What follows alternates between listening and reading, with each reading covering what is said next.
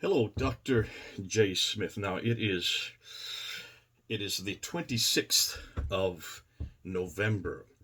A few minutes ago, Dr. Yasir Qadhi put out a chat number 10, which was a response to J. Smith and David Wood, a response to what we have been saying concerning him, and quoting him, as he says, illegally quoting and using his name. It was about 51 minutes long, and what I'd like to do now, since I've just seen it and I took 2 pages of notes on it, 1 and 2, I'd like to go through some of the things he said, and I would like to respond. This is one of the great things about YouTube. He uses YouTube. He has, 388,000 subscribers. I don't know how many people have watched this. There will be tens of thousands, I'm sure, that will watch this, and many Muslims will say, finally, Yasir Qadhi has really shut down J. Smith and David Wood and Daniel Brubaker. It turns out that he actually confronted all three of us. Although he didn't really say much about David Wood, it was mostly myself and Daniel Brubaker that he confronted. But what's fascinating, let me just go through, as I go down through these notes, and I have some things to pull back. One of the, as I said, as I was starting to say, the YouTube is a terrific vehicle because you can get peer-reviewed immediately. And in some ways, what Yasir Qadhi has done is a peer review. He's peer reviewing us, and now I'm going to peer review him. We'll go right back at him. This doesn't have to take months to write it in a journal like it does in academia. Because it's on YouTube, we can go immediately. And I hope those of you who are watching that you do hear what I'm saying. Take it on board. There's an awful lot of words that Yasir Qadhi used that were quite strong. I'm not going to use those kind of words. I don't think it's appropriate. Certainly, I don't feel towards him like he feels towards us. He called us evil. He said that we're untrained, we're unqualified, we're a disgrace to academia. And then he says, I'm going to just do a smackdown here. I'm going to do a smackdown. And I was fascinated because I was waiting for the smackdown to happen. I didn't really see it happen. I really didn't understand what his problem was because he did actually go to our material on him. Fascinating. I'm going to respond to what he said about me in particular. There were 3 areas that he confronted me with. I'm not going to talk about what he said about David. I'll let David, I'm sure he's going to put up his own video tomorrow. And as far as Dan Brubaker, I'll just say one thing about Dan Brubaker, what he said about Dan Brubaker, and then I'll let Dr. Brubaker do his response to that. And then I'm going to come up with some questions at the very end. So let's go ahead and get started. And what did he say? Well, fascinating. He didn't go to my material on him. He didn't go to the videos where I'm talking about the Qira'at and Ahruf. He didn't go to any, and there's been a lot up there since June 8th, since that interview that he had with Muhammad Hijab. I have put up quite a few videos, long videos, 2-hour videos. So why didn't he go to that material since it pertained to him specifically, since he thought, since this was this material, since this, I would assume, is what he would want to respond to, because I'm still waiting for his response to much of what we have pulled out. See, it's these books right here. There's the Qira'at. Do you see them here? I have 8 of them. 8 of these right here. All these 8, not one of them is the same. Oh, here, a 9th. Put that on the top. This is the Hafs. And I would like him to respond now to the claims that he made in that interview. Yeah, you're right. It was only the last 25 minutes, which he has deleted. And he admitted that he was probably wrong in some of the words he said. And that's fine to hear that. I'm glad he's finally admitting that. And I'm glad that that he feels that he had to delete that video. I don't know what good that does, since we all have the video. We can always remind him of it. But fascinating. When he wanted to confront and wanted to see who I was, rather than look at my responses to what he said, or even my responses to the Qira'at and the Ahruf, because that's the information that we're actually confronting him with, he went to some odd videos that were from 1.5 years or even longer that I had done in London. These are ones that I had done as I was traveling through. One of them was over 1 year ago, back in 2019. And he started with that one. He just showed a snippet, which has nothing to do with the subject at hand. And what he must have done, he must have just dove in and then dove out. He didn't actually look at the context of what I was saying. And this really became apparent when we get to the next section. He refers to the 9 provinces that I that I refer to. Now, it's fascinating because if you look at my videos from this year, 2020, I don't talk about 9 provinces. I only talk about 5. And the 5 provinces I refer to are Yathrib, or now what is now known as Medina, Mecca, Basra, Kufa, and Damascus. Didn't mention those. He wanted to go to these 9. A year and a half ago, I did talk about these 9, and he just went on to a tirade and started laughing and cajoling. And he says, Jay doesn't even know the names. Oh dear, did he even realize that I'm using modern names? I always use modern names so people know what I'm talking about. Of course, I didn't use the word for Baghdad in the 7th century, or by the time that Muhammad would have been living. In the 7th century, it was known as Ctesiphon. No one would... if I were to say Ctesiphon, then of course none of you knew what I was talking about, because you don't use that today. So I use Baghdad because that is the name that was introduced by the Abbasids in 749 or 750, the mid-8th century. That's true. Remember, if you want to... But then he went to really confronted me on the word Cairo, that I shouldn't have used this because the name that existed at that time was Kahira. Well, that's not true either. That is not the name that was used in the 7th century. And I'm a little surprised that he made this huge error. Kahira is actually the Arabic equivalent to what we would say Cairo today. But Kahira, if you look at it, it was introduced in 968 by the Safavids. But what's fascinating, that is the 10th century, and he did say the 10th century that Cairo was introduced. No, but then he said the word I should use is Kahira. No, Kahira is Cairo. It's the Arabic equivalent to Cairo. What would have been the name in the 7th century? Fustat. Fustat is the name that was used in that city, because remember, it used to be called Memphis, but Fustat is the garrison town outside of the city that the Muslims, or in this case, those who took over and conquered Egypt, that's the word that they would have used, the name. So he even got that completely wrong. Now, I'm not going to sit there and berate him for that, but I'm going to ask him to be careful when he's quoting me. Make sure he quotes me correct. At least we do that with him. Whenever we quote him, we actually film it and put it up there so you can see. And make sure that you understand that when I'm talking about an ancient city, I'm not going to use that name unless I'm specifically referring to the name of the ancient city. I use the modern name today. And that's why it's important that he makes sure that he doesn't put up in this case, it was a straw man, and then he just tried to confront the straw man. He then went and he spent a bit of time on 2 other areas, and they had to do with this material, actually, with this book here, Daniel's book. And it's a video that I put together, I'm thinking it was in May of 2019, so over a year ago. And he made 2 major points on that and really confronted me. The first one is this idea of dumping the Hafs text, that was chosen by Muhammad ibn al-Husayni al-Haddad in 1924. And that I suggested that all the Qurans in the world were dumped in the Nile. I went back to look at the video and I didn't see where I said that. I never said all the Qurans in the world were dumped. He didn't even understand. I guess maybe he just didn't watch the video very carefully, or I don't think he was intentionally trying to misquote me. It was actually a joke. If you notice, we're laughing about it. We're saying, isn't it interesting that they took out the other 29, we're assuming that there were 30 official ones. Hafs had been chosen in 1929 to standardize the test for high school students. High school students were coming and doing standardized tests, and they were coming up with all kinds of different references, Quranic references, that didn't agree. And this is the problem with the Qira'at. That's why they all are so different, and that's why they still are being printed today. So when you memorize it, you want to memorize it with the script that you have grown up with, the script that you have memorized. You want to make sure that there's a printing of it.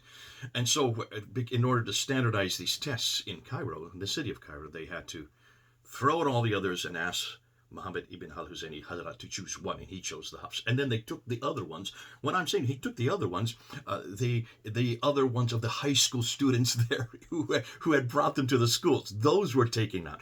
And this is nothing more than a symbolism. It's symbolic throwing them into the Nile. Of course, no one would suggest, and I don't know where he got this idea that I was making a suggestion that all the Qurans in the world at that time were thrown into the Nile. Anyways, nonetheless, he seemed to make a completely misconstrued. And then he went on and he talked about the Farouk, that this was actually, the story comes from the Farouk edition, which is in 1936, which is then chosen for all of Egypt, that book. And he suggests that that had to do with a German scholar.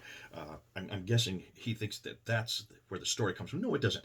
This story about the standardization, what Dr. Shadi Nasser talks as the fifth canonization. Look at the book that's just come out 2 weeks ago. Dr. Shadi Nasser from Harvard University, who has taught in Yale and has also taught now teaching at Cambridge University, one of the foremost scholars in the world today. He is very clear that there are 5 different canons of the Quran. The first one would be, of course, that which all of us have been told about, Uthman's canon of 652. Interesting, Dr. Shadi Nasser is not writing a book on that one. I think the reason possibly is because there's nothing there to look at from 652. The second would be the Ibn Mujahid from 936, where the 7 readings were chosen. And the third one would be the Shatibi, I guess is the best way to pronounce it, in 1194, the 12th century. The fourth one would be Al-Jaziri, which he does refer to in this. He just kind of gives a reference to it in this video. And that would be 14. Fascinating. He never wants to put the date. 1429. That is the 15th century. That's 800 years after Muhammad. You have to put it on a timeline. And then, of course, the 5th canon would be this one in 1924. And he goes on and he says that this story probably is not... he thinks that I'm making it up. I don't know where he get that idea from, because I do write in my notes, and he says he looked at my notes. I do write where the source is, and the source is Gabriel Said Reynolds. In fact, I do mention that right on that video. I looked at the video quickly just now, and I do mention that this is Gabriel Said Reynolds, the Quran in its historical context, written in 2008. And then I also go on to refer to the Quran in Context, History and Literary Insights, Investigations into the Quran's Milieu by Angela Newworth and Nicholas Sinai in 2010. So this has been around for 10 and 12 years, Yasir Qadhi. Now, he may not like what I'm saying, but don't think that I'm making this up. I'm quoting these people. These are well-known scholars. Dr. Said Reynolds is Notre Dame University. He's considered one of the premier scholars in the world today on the Quran. Same with the Newworth and also Sinai. Argue with them if you don't like what we're saying, but we have to go to where the scholars are saying. And remember, he is correct. I don't do this research, but I make sure that I quote what other scholars are doing. And almost everything I'm quoting on the Qira'at now comes from Dr. Shadi Nasser, and I would love for him to have engaged at that point. He didn't want to. And then he gets into this notion, and this was really curious. He says that, and this is fascinating, because in that show, I look at the camera and said, I'm making a statement right now that if King Fahd, the King Fahd edition, which was canonized, or which was chosen in 1985 for the whole world, and as the Hafs as a standard text, if this was happened in 1985, and at that time it was 34 years ago, now it's 35 years because this was over a year ago when I made this video, then I said it looks like that there was no standard in order to make all these 4,000 changes that Dr. Brubaker has come across. Now, what's fascinating to me, I said that, I looked at the camera, I'm making this claim here, that this all has had to happen since 1924. Now, since that time, and this is where, and I thank Yasir Qadhi. He was correct. I shouldn't have made that claim a year and a half ago, and I don't make it anymore. I'm very careful not to, just because. Can you see how idiotic that is? And in fact, I have said it a number of times in my videos that you cannot make that claim anymore. I did it a year and a half ago, but I can't make it anymore because there was no way that anybody could change it. So it's obvious to me that these changes had to be made possibly during the Ottoman Empire, when the Ottoman controlled many of these manuscripts. My assumption now is that these changes probably had to be made during the Ottoman Empire for two reasons. And this is now November, as I said, November the 26th. And I may have to change this. You're right. And Yasir Qadhi can slam me for it if he wants to. But this is where I'm asking for people to listen. I'm suggesting now that these changes have happened since the Ottomans came to power. So we're talking possibly 800 in the last 800 years. But I'm saying that for two reasons. One is because we do know that the Ottomans did choose the Hafs as their Qira'at. That's the Qira'at they favored. And that's why Muhammad ibn al-Husayni al-Haddad chose the Hafs in 1924, because it was the choice of the Ottomans. So if that is the case, then, and they would have controlled almost all of these manuscripts, 13th, 14th, 15th, 16th, 17th century, up until the 18th century, up until the 19th century, when the Ottomans in 1924, 20th century in 1924, when they lost their empire. If this is the case, then I would suggest that that's probably when all these changes happen. So we're talking about hundreds of years, over hundreds of years. But I'm doing that for a second reason, too. And I'm putting this out there. So don't get me and call me all calls and names, but understand what I'm saying. In order for the Ottomans to have done this, to have done these changes, there has to have been a standard. If the Hafs was their standard, then does that not stand to reason that this book Hafs is where all the other manuscripts are agreeing with this and not with these? They're certainly not agreeing with this one here, the Warsh.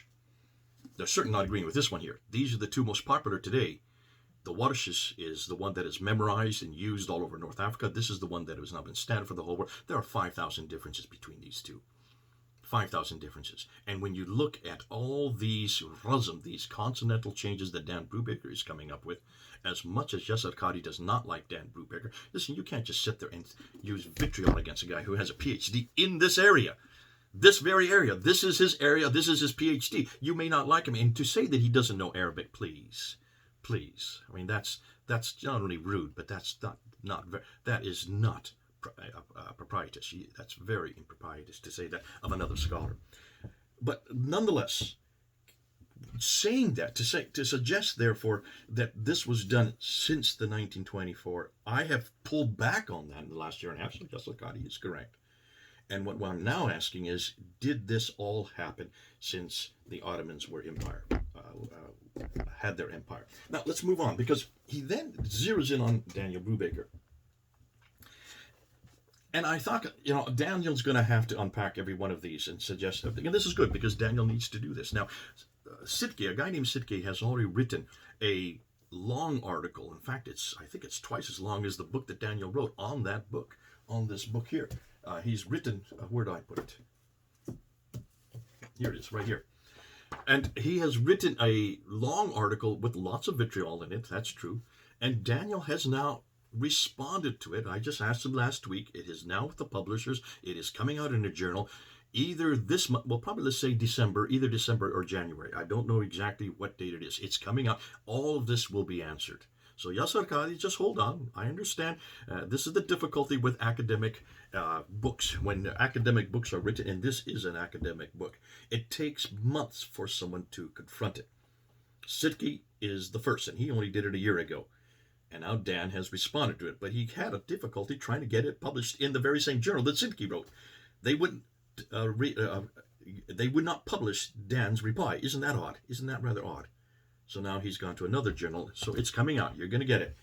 This is the beauty of YouTube. You can get peer reviewed within minutes, as I'm doing right now. I'm peer reviewing good old Yasir Qadhi. And then he made a huge error. Yasir Qadhi made a huge error. He said that Dan claimed that he had looked at 10,000 manuscripts. Where in the world? He didn't say it once. He said it twice. These 10,000 manuscripts. Where in the world did he get this 10,000 manuscripts from? Daniel has never made that claim. We have never made that claim. I know of 10 manuscripts that he looked at, and there's more than that. But the 10 are the ones that he was doing for his doctoral thesis, where he found 800 differences, 800 completely differences with the consonantal text. And this has nothing to do with Qira'at. This has nothing to do with Ahruf. This has nothing to do with the 5 dots or diacritical marks or the 3 vowels. Okay, this is the razm. This is the consonantal. This is the skeletal text. That's why it's so damaging. And I went doing his doctorate for Rice University. Now, good old Yasir has does not like Rice University, and he doesn't like Yale, that's for certain. He even says later on that that's where people get corrupted at Yale, as he got corrupted, though he got his PhD from there. That's hold on to that. 10,000 manuscripts. Yes, I don't know where you got that from. I would suggest that you be careful how you quote Dan. He's never said 10,000 manuscripts. And he says, therefore, all of us, David, myself, and Daniel, we are UltraCrepidarians. They're people who don't know what they're talking about. UltraCrepidarians. I would suggest much of what you have shown from this video that you would also be part of the list. Come and join us. Yes, it looks like we're all UltraCrepidarians. So I'm probably going to title this an UltraCrepidarian response to Yasir Qadhi. Finally, he gets to the holes in the narrative. Finally, he got to this in the last few minutes. The very thing we've been waiting for him to talk about. And he said, listen, I made a mistake. And that's why he deleted it. He shouldn't have used certain words. And the only thing he's really talking about is the word holes in the narrative. That's all he wants to talk about. Because then he goes on and says that the tajweed new rules, these are nothing more than vowel pronunciations. And today, that's true. They are vowel pronunciation, but they're in a written text. The 5 dots and the 3 vowels are to give you the delineation of which are the different ways to pronounce it. And see, what he's not thinking through, and this is what an awful lot of Muslims have not yet come back to us on, when Al-Bukhari, look at Al-Bukhari, volume 6, book 61, hadith number 510, when it says there that these Medinians who had gone up to the battle there in Azerbaijan, and when they were gone to the mosque and they were fighting alongside other Muslims who had come from places in Iraq, Basra, and Kufa, and also Syria, Damascus, they were all fighting together, and they would go to the mosque and they would then recite the Quran. And as these Hijazis from the Hijaz, that's the central part of Arabia where Mecca and Medina are located, when they heard the Quran being recited by these others, they heard different pronunciations, and they went to blows. They started fighting them. So Hudayfa has to come back. He runs back down to Medina, and he insists that Uthman standardize the text so they don't have many different Qurans, like supposedly the Christians and Jews have many different Bibles, is what they're saying there. Now, what's fascinating, what does Uthman do? He acknowledges it. He gets Zayd ibn Thabit to then rewrite the Quran in the Qurayshi dialect. This is the dialect that they claim, and we're coming out with lots of ideas about what this Qurayshi dialect is. Nonetheless, they're claiming that he then wrote it in the Qurayshi dialect, handed it to Uthman, and then Uthman sent it to 5 cities: Basra, Baghdad, not Baghdad, Basra, Kufa, and Damascus in the north, and Mecca and Medina there in the south, in the Hijaz. And then he took all the other manuscripts. Are you listening to this, Yasir? Dr. Qadhi, are you listening now? He took all the other manuscripts and burned them. So now stop and think. How can you burn pronunciation? Unless, of course, you have the dots and the vowels. You have to have the dots and vowels to be able to see a difference in pronunciation. If you're burning manuscript, you're burning paper. You're burning books. Help me here. Come back with me here. I've not seen any Muslims really respond to this. And this is something that Yasir Qadhi just said it really flippantly right off the top. This is nothing more than vowel pronunciation. This is nothing more than dialects. Okay, so they're dialects, but they have to be written on a paper. They have to be written in a dialectical form. And these dialectical forms have to have 5 dots and 3 vowels to understand the different dialect in a written text. That is what this is. And the first one is this guy right here, Ibn Amir. This is the first of those to be written in a dialectical form that is different. And he is from Damascus. And his date is 736. This is the next century. This is right well into the next century. And all these other ones, the 30 that are made official, they go all the way up until 912. The 10th century. So from the 8th century up until the 10th century, you have all these different dialectical forms that are written using the 5 dots and the 3 vowels. Yasir Qadhi, this could not have been a problem. This could not have been just dialectical differences in the 7th century, because there were no dots and vowels to make it understandable in a written text.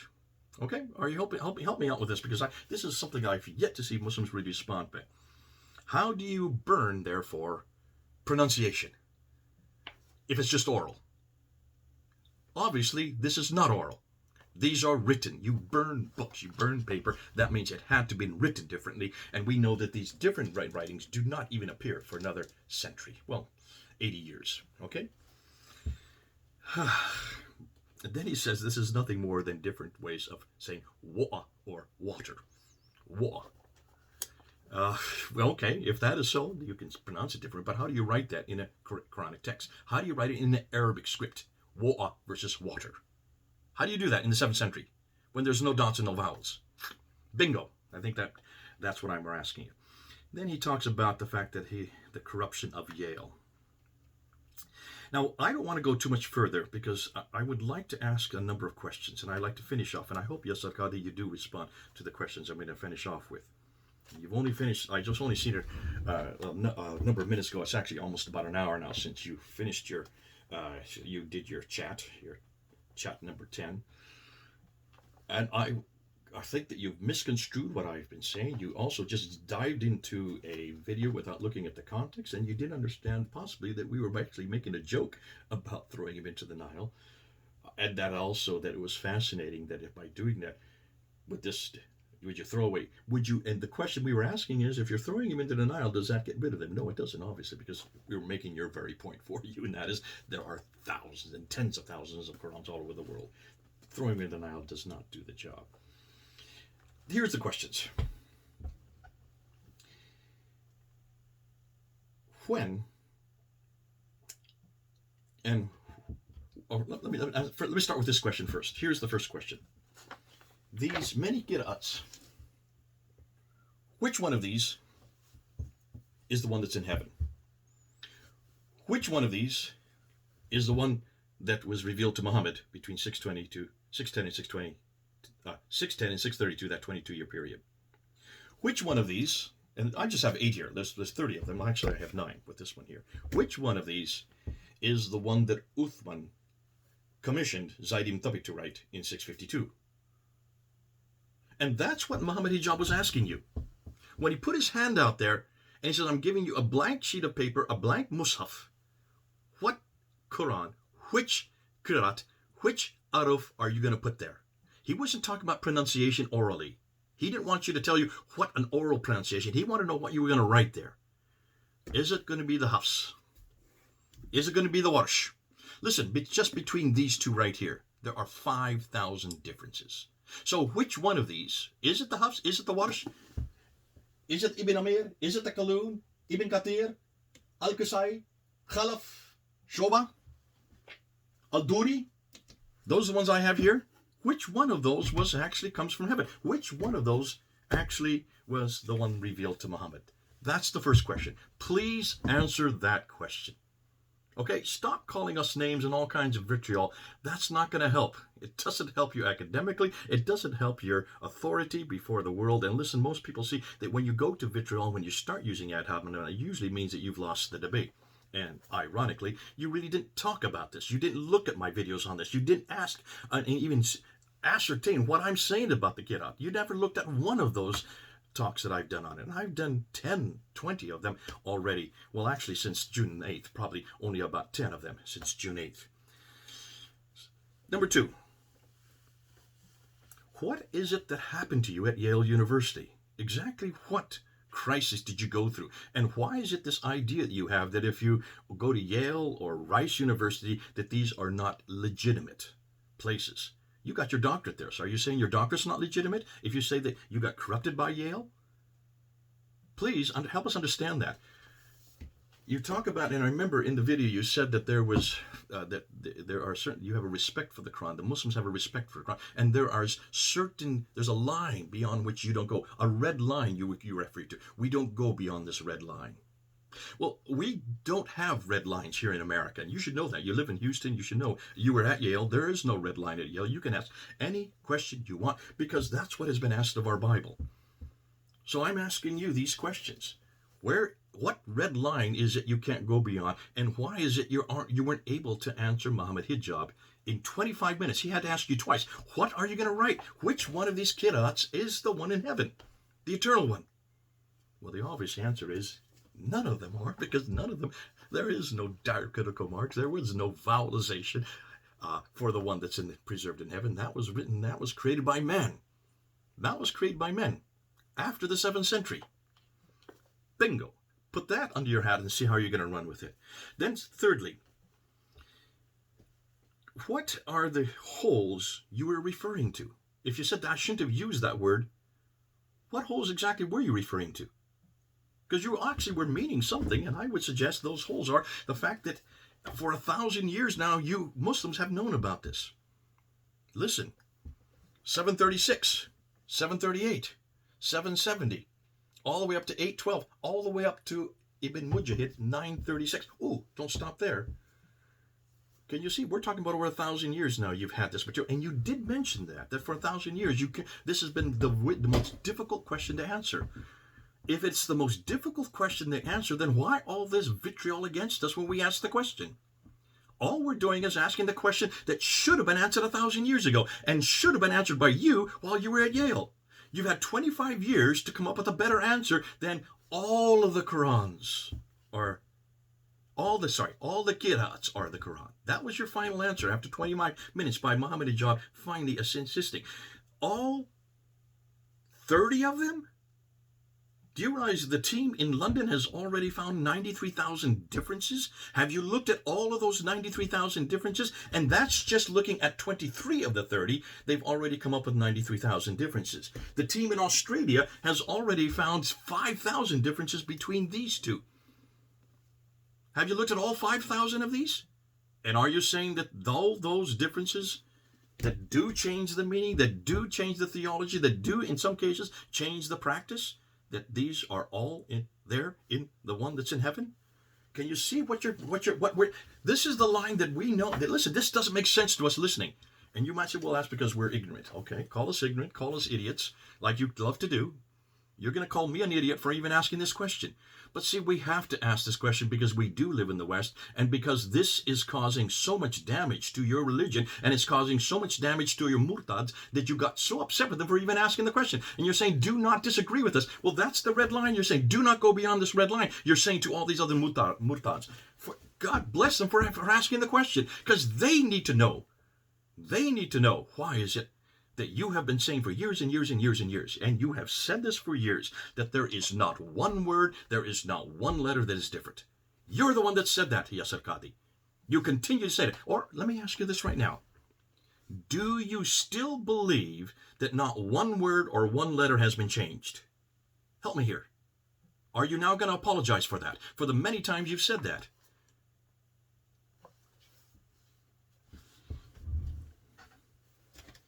You have said that so many times on video. I noticed you didn't say it an hour ago. Why is it you're no longer saying it? Because you now know that you cannot say that. See, that's a red line that now has stopped you. That's a red line that you are now stopped. And remember what you did say in that interview on June 8th. The rest of the world has come leaps and bounds in the last 100 years. And they're looking at us like an emperor with no clothes. Until you answer these questions, you do, to us, look like an emperor with no clothes. Your own words, back at you. Please, get some clothes on.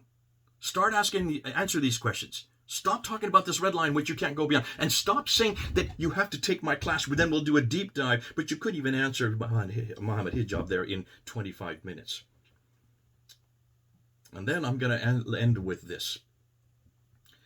I want to know from you, Yasir Qadhi, when is the first complete Quran, that's just like this one here, not the English translation, I'm talking about the Arabic, the first complete Arabic Quran, all 114 surahs, when is the earliest that you can find? Give me a date. Tell me, where is that ubiquitous Quran that you're always talking about? Where is this Uthmanic manuscript that you're always referring to? Where is this manuscript that's 114 surahs and that every word and every letter is exactly like the one I have here? And I'm not talking about the Qira'ats. I'm not talking about the Ahruf now. I'm talking about the razm, the skeletal text, the consonantal text, what Dan Brubaker is coming up with. And he is the first to publish this. So don't sit there and wipe him across the table and say that this guy doesn't know what he's talking about. This is the first man that's had the courage to write and publish. And that's why you only have vitriol to throw at him. When you throw vitriol and ad hominem and the kind of words you use against Dan, against me, and against David, I can pretty well see that you really don't have answers to these questions. You really don't have answers. And all you're doing is throwing dispersions against us, the messenger. Okay, you now have been peer-reviewed. I hope I've done an adequate job of looking at the 51 minutes that you took. It's taken me about 34 minutes to respond to it. I'd love to hear a response to you. You said you're not going to have anything more to do with us, and you've done your bit. That's like somebody saying and yelling at somebody, and then they run away and say, no, I don't want to have to answer that. We got that at Speaker's Corner all the time. Muslims, when I would be on the ladder, they would come up to me, they would yell some stupid, idiotic things, call me all kinds of names, and then they run off because they don't want my response. You're acting like that. You're going to have to respond. You're going to have to respond to these questions. You're going to have to respond to huge amount of stuff that I have on the Qira'at. Look at my video that I put up a month ago, 2 hours long, and look at every one of those 5 canonizations that I went through referring to Shadi Nasr's material, and I want you to answer to every one of those. I'd like to see you do it. You say you're the world authority of this, or one of the world's authority on this. You're the one that has now gone public saying that there is not a problem, that it is completely preserved, that there has not been one dot. I'm sorry, you don't say one dot. Not one word, not one letter has been changed. Now, stand by it, hold to it, respond to these questions, and come back with me, and let's start this discussion. Okay, here I am on the 26th, Thursday the 26th, Thanksgiving, a Christian holiday, thanking God for what he has given us. And I thank God for you, Yasir. You're a great man. I really enjoyed that video that you did back on June 8th. I thought you were being honest. You really came across as being honest. You really did. And I love you for that. But you did make some huge, glaring admissions there. Those admissions you tried to shut down. You shut down all the comments. I just went up as soon as this happened, about an hour. It's not been over an hour. It's about an hour and a half now. I went up there and I wanted to look and see how many people are responding. And guess what? You shut the comments down again. In the very video where you sit there and attacking us right, left, and center, calling us all kinds of names, you shut down the comments again. I have never done that with my videos. If you if you can't take it, don't dish it out. If you can't take the vitriol, then don't dish out the vitriol. Make sure that you let people respond to you. Make sure that you look at the right videos and look at the right material and understand that we're learning from you. It's great that we're having the discussion. Let's make sure that you do come back on us, and let's see that you can answer these last 4 questions that I asked. Let me repeat them again. So which one of these is in heaven? Which one of these Qira'ats is in heaven? Which one is it? Which one are you going to choose? And don't say all of them, because they're all so different. And you can't have many different ones in an eternal tablet that has never been created. And what happened at Yale? What really happened at Yale that you say corrupted you? Or that it corrupts people? Maybe you're saying it generically. Where are these holes that you're referring to? What holes exactly are you talking about when you said you used the wrong word? Okay, so what did you mean when you talked about those holes in the narrative? And do you still believe that the Quran, this Quran here, has never changed? Not one word, not one letter has ever changed in 1400 years. Do you still believe that? Are you still saying that? Or now you're changing that? And you now admit that there has no proof. It has not been completely preserved. That there has been all kinds of human manipulation in the last, I'd say 1300 years, not 1400 years. And then, lastly, where is that first Quran? Where is that Uthmanic manuscript? Where is that first complete Quran that's exactly like the Qurans we have today? The Hufs that was referred to, that was chosen in 1924 in Cairo, 1936 in Egypt, 1985 by King Fahd there in Saudi Arabia. Where is that first one that it's exactly like that? What manuscript are you talking about? Is it the Topkapi? Is it the Samarkand? Is it the Ma'il? Is it the Petropolitanus? Is it the Husseini manuscript in Egypt? Or is it the Sana'a? Or is it some other one? Help me here. Come back to me here. Let's keep this open. Don't run away from me now. Please Let's make sure that we come to some conclusion on these questions. Okay then, this is Jay, here in my office. Having watched your video, now you watch mine, and let's keep this discussion going. All right, God bless you. This is Jay then, over and out.